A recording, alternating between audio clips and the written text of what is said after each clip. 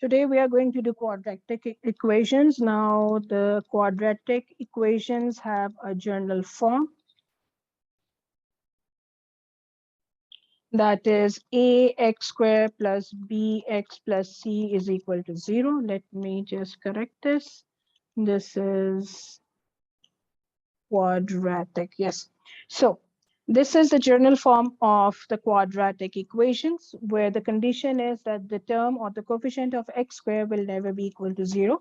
Because if this turns to 0, if this term turns to 0, this will vanish and we are going to have a linear equation, that is bx plus c, which is the form of a linear equation. And moreover, how to identify a quadratic equation. The highest degree of the equation will be 2. As you can see that this highest degree is 2 over here for the variable.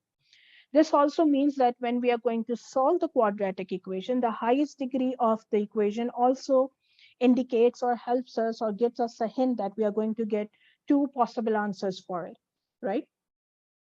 So for example, if an equation has a highest degree 6, so that means we are going to get 6 possible answers for it. Or 4, then we are going to get 4 possible answers for it. For a cube, there will be 3 possible answers. Since this is a quadratic equation, it has the highest degree 2, so 2 possible answers for it. Now, there are different ways to solve the quadratic equation. Number 1 is by factorization. Number 2 is by using the quadratic formula. And number 3 is by completing square. Completing the square. So let's see how these methods work. Actually, let's take a question of a quadratic equation, that is x squared minus 7x plus 10 is equal to 0.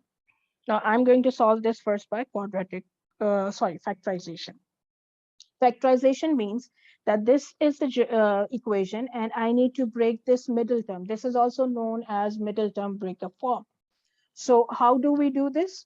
I take the coefficient with the x square term, the coefficient over here is 1, and the constant term, and I'm going to multiply them as 1 into 10. And whatever number I get, I need to make the factors of this number so that whatever the factors I get from there, I add or subtract and I get this middle term. So let's see if this is 1 into 10 is equal to 10. If I add 1 and 10, this will become 11. This is not what I want over here. I need 7x. If I subtract them, this will either be 9 or minus 9. Again, I don't need that. So that means I need to work with other factors of 10. So for that reason, I'm going to take 2 into 5. That is 10. Now, if you have a closer look, if I add minus 2 and minus 5 together, this will give minus 7, which is what I actually require over here. So I'm going to write this as the middle term breakup, as in the form of middle term breakup, that is minus 2x minus 5x plus 10 is equal to 0.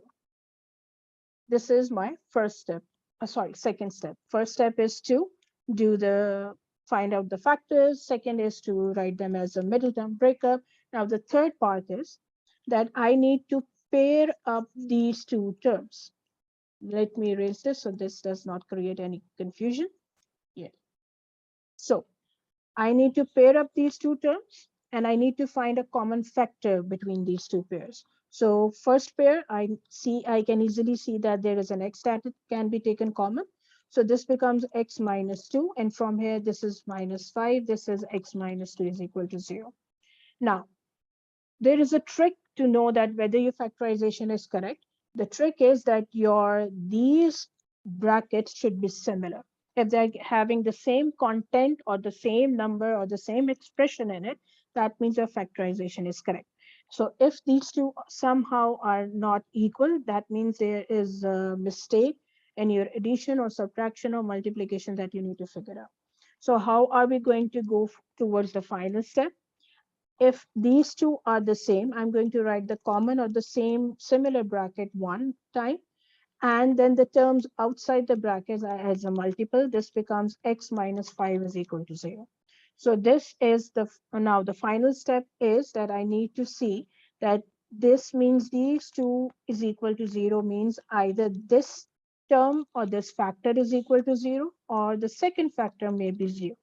So this implies that x is equal to 2 and this is x is equal to 5. If I take 2 to other side, negative becomes positive. If I take negative 5 to the other side, that means the negative 5 becomes positive. And since these are two possible answers, we are dealing with quadratic equation and the highest degree, as we said earlier, was 2. So that means we are going to find two possible answers.